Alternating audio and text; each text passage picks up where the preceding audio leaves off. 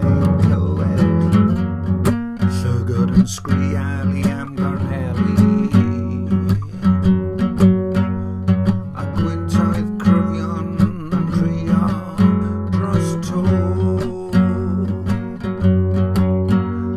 Mae'r llechi a drysau yn llithro'n agor ac yn cau.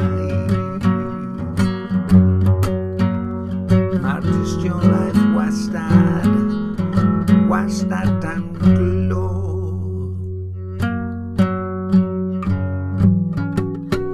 Mae bysedd man yn y